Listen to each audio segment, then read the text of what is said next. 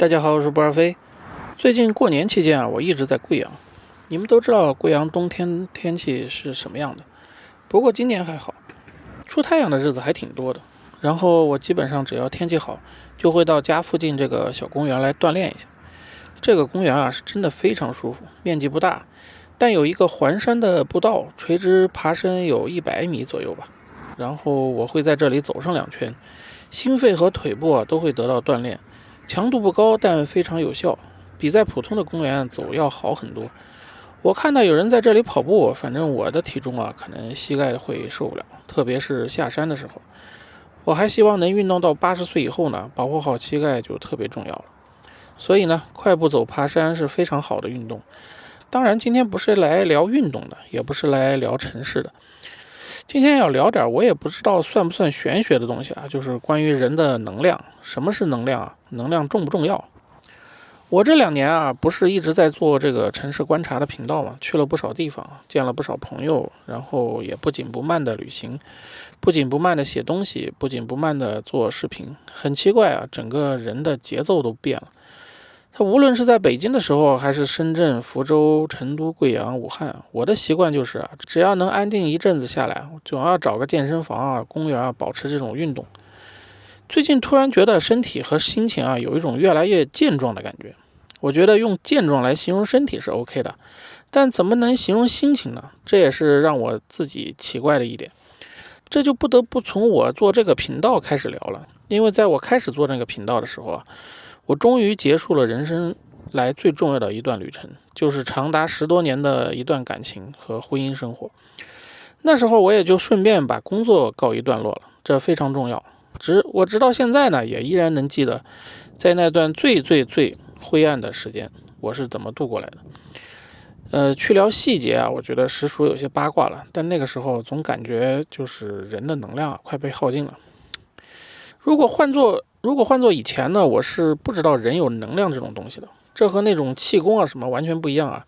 就是你們看我現在在公園走的時候，我非常明顯的能感覺到身體裡有一種使不完的勁兒，每天都需要出來運動一下，這股能量才會得到一定的釋放。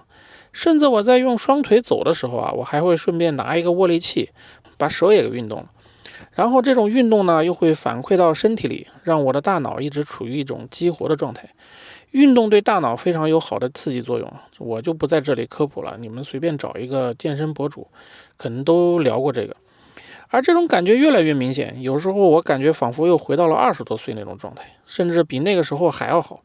可以說3年前的我基本上這種感覺一點都沒有了，就和那些網上說的段子啊是沒有什麼區別的。下班到了樓下，我是不會上樓的，坐在車裡就是不願回那個家。工作呢，除了煎熬也沒有別的實質內容，都是些不願幹的工作和不想見的人，還要毫無目的的加班到深夜。當時嚴重到什麼程度啊？我騎摩托下班的時候啊，一度神情恍惚，覺得應該有一輛車把我撞一下，這樣我就可以理直氣壯地躺在醫院裡休息了。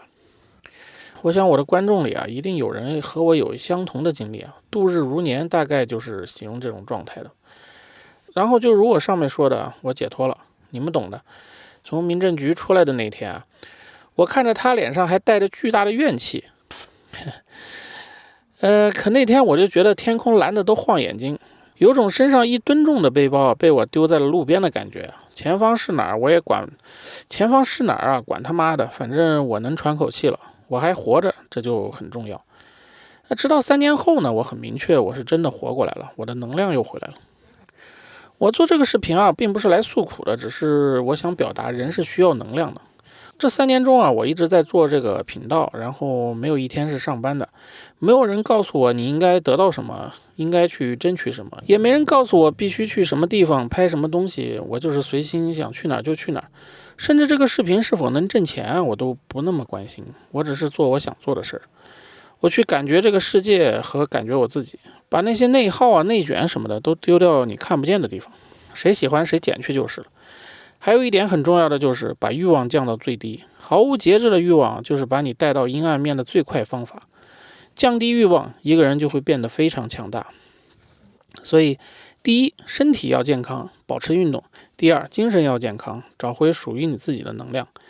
然後我就這麼恢復過來了，我再也不是3年前那個讓自己都絕望的狀態了。現在什麼狀態？我又恢復了我年輕時候对世界的興趣，聽音樂啊，看電影啊，打遊戲啊，看書啊，攝影，甚至我做了3年的視頻，所有的視頻文案都是我一個字一個字打出來的。我居然感受到了文字的力量。也許沒準我再寫3年，也可以寫一本自己的散文小說，那也不一定吧。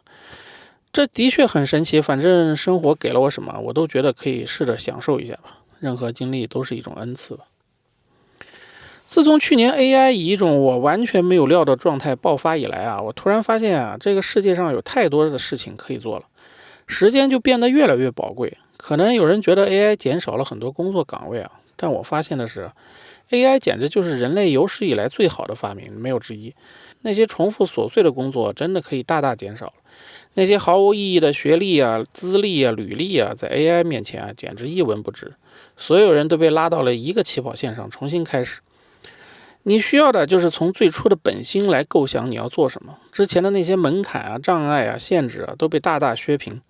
所以我又重開了我之前的科技頻道。這時候我覺得能量太重要了，如果我沒有經歷過這2年的恢復，我是沒有動力去重新開始做這些事兒的。可能大家覺得錢很重要，錢當然重要，但我覺得錢可能不能解決一切問題。而在我這3年拍視頻的過程中啊，我發現很多人真的不太明白能量的重要性。這段期间我見了很多之前因為忙於工作沒有見面的朋友，他們的生活代表了很大一部分人的生活狀態。我深圳的有一個哥們兒，長期在工厂工作，每天早上8點上班，晚上9點下班，中間有3個半小時的休息吃飯時間，每周工作6天，這就是雷打不动的安排。如果加班的話，那可能就是1周7天，每天晚上10點以後了。我們都知道，对于深圳的打工人來說，不加班的工作就是不受歡迎的工作。我這哥們兒和我說，10年前他們這個廠子都不至於這麼忙，下班不至於每天都搞到9點。我覺得对他來說，能量這個東西根本就不存在的。我每次看到他們坐在廠子門口的地上抽一口煙，那就是他們作為人來說最大的能量補充了。他和我說，他们產線上有個人每次到了周日休息的時候就犯愁，不知道去哪兒，不知道要幹什麼。他還買了輛寶馬車，也是1年2箱油那種，放在廠裡只有春節回家的時候才開。我想他們的能量可能已經被耗盡了吧。我回想了一下，我小時候其實也被家長灌輸了一種目標，但很顯然我的童年可以說就是在完全無視這種目標中度過的。初中以後學了什麼，我大概全部都給忘掉了。但我是一個什麼人，大概率全部是課外的活動所塑造的。我聽的什麼歌，看的什麼電影，玩的什麼遊戲，看的什麼書，怎麼和小夥伴相處。說實話，我非常同情那些童年只有學習考試的小朋友，就是你已經被捲入到了一種目光短淺且沒有任何認知的意識大潮中。什麼考大學啊，高薪工作，什麼買房結婚生孩子，這些都只會消耗你的能量。我們從來不提一個人怎麼保存和增長自己的能量。一個能量耗盡的人，自然只能躺平了。其實不只是這些年輕人，中年人也是一樣的。有些人不知道如何恢復能量，一輩子都在做自己不喜歡的工作，甚至自己喜歡什麼都不知道，一直活在別人的目標中。這其實也沒什麼，工作把時間填滿，你就更沒有時間找到自己真正喜歡什麼了。請相信我，你即使沒有找到自己喜歡做的事兒，你即使只是在尋找這個過程，都是會快樂的。所以大多數的年輕人就被捲進了完全沒有快樂的學習中，而很多中年人又被捲進了沒有快樂的工作中。等你老了，就只能充滿遺憾而老去。我一直在想，中國人到底是怎麼變得這麼捲的？很多人其實一點也不覺得自己在捲，認為這種捲就是理所應當。從小開始上學就沒有對一個人之所以為一個人的思考。你喜歡什麼？你擅長什麼？你追求什麼？才是塑造一個人的基本因素。學校從來不管，老師從來不管，回了家也沒人問，然後你就這樣莫名其妙的活着。我有一個小侄子在成都的一個大學上大2，前段時間我在成都和他吃了一個飯，他和我說，現在他對什麼都沒有興趣，他上的這個大學就像又上了一遍高中。被各種科目填滿，被各種考試逼着學，他幾乎沒有時間去做別的事情。他以為高中畢業了，上大學就可以不那麼忙了，誰知道大學也一樣。到底誰在毀滅這些孩子們？我看到很多視頻在對比中式教育和歐美快樂教育，結論是什麼快樂教育最後都變成了公交車司機、面包店的面點師、工厂里打螺絲的工人。其實这些人眼裡只有階級，没有人性。你以為考了大學，有了高工資，買了房子，娶了媳婦兒，生了孩子就一定快樂嗎？可能有些人根本不知道什麼才是真正的快樂。從小就不让孩子们知道什麼是快樂，長大了還要騙他們去追求別人眼裡的快樂。一個人的快樂才是能量的源泉。你從小就不快樂，能量就被耗盡了。沒有能量就別說工作了，活着都是無比辛苦的。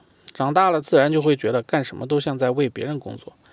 講實話，我也不覺得我在這裡說這麼多有什麼用。你去和一個整天都只知道學習工作的人說生活要慢下來，要快樂，他完全有可能反過來把我給嘲弄一番。別問我為什麼這麼說，我只能說這種人多的是。你本來想下課去打球，然後你的同學都在自習室裡準備考試，你說你怎麼辦？你在街邊開了個煎餅店，生意不錯，你每天晚上7點就能收攤回家陪媳婦兒。然後這裡開了一堆煎餅店，他們比你起得早，睡得比你晚，你說你怎麼辦？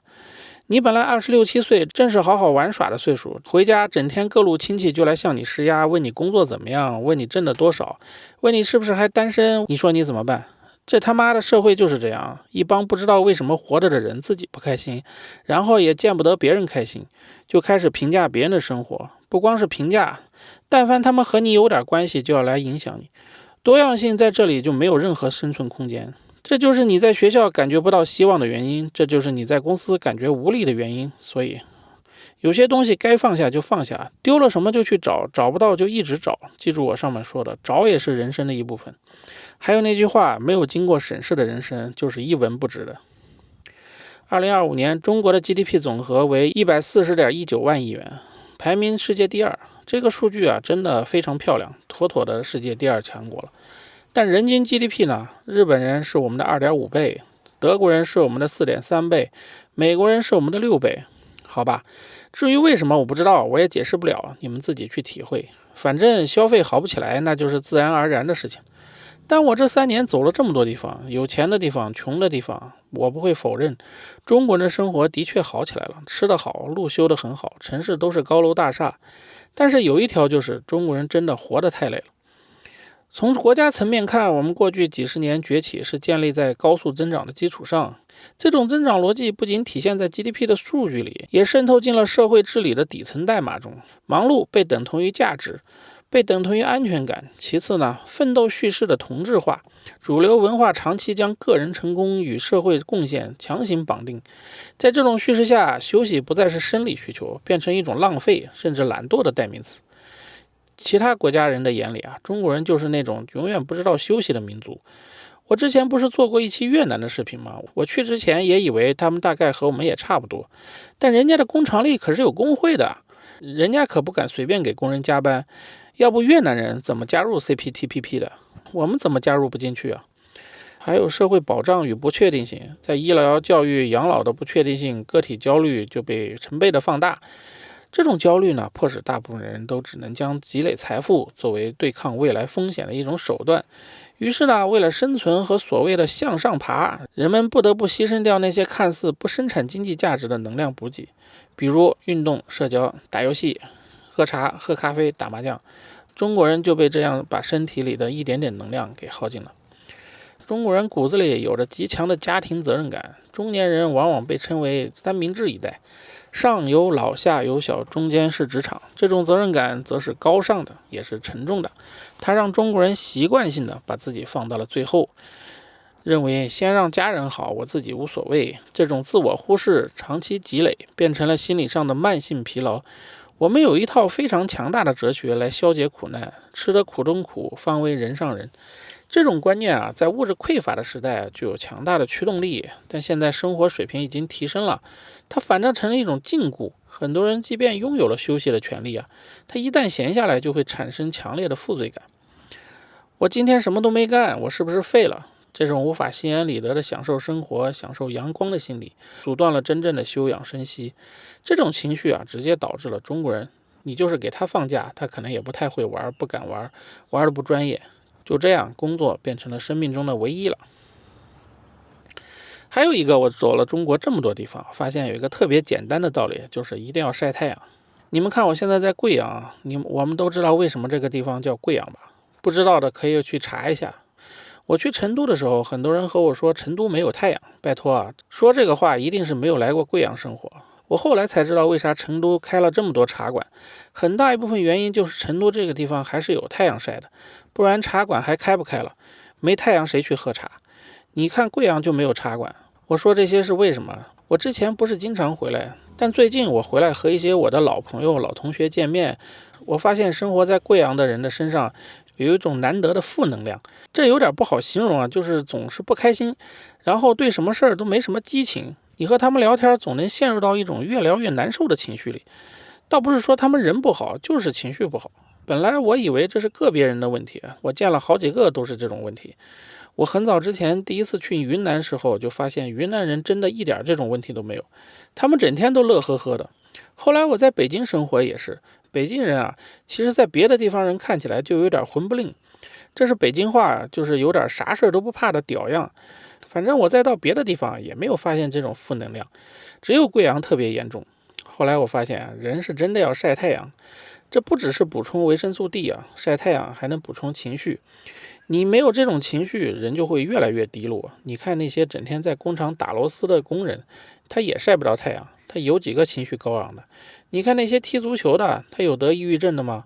總之，我今天想聊的就是人是需要能量的。如果你現在已經覺得做什麼事都沒有力量了，那就是需要休息了，需要運動了，需要曬太陽，需要讓自己開心了。我覺得現在年輕人選擇躺平啊，簡直就是再現實不過的考量了。能量都沒有了，不躺平幹嘛呢？還有不結婚不生孩子都是一個道理。反正你們看我現在啊，幸虧是工作日，這片樹林才有如此清靜，外面的陽光這麼的好。你這輩子的努力不就是這片清靜和陽光嗎？一定要想清楚為什麼活着，別自己都沒弄清楚，還把這種糊里糊塗的生活帶到下一代，讓下一代也捲進來。好了，祝大家都能夠輕鬆下來，錢是掙不夠的，生命就這一次，且行且珍惜。好了，我是博爾菲。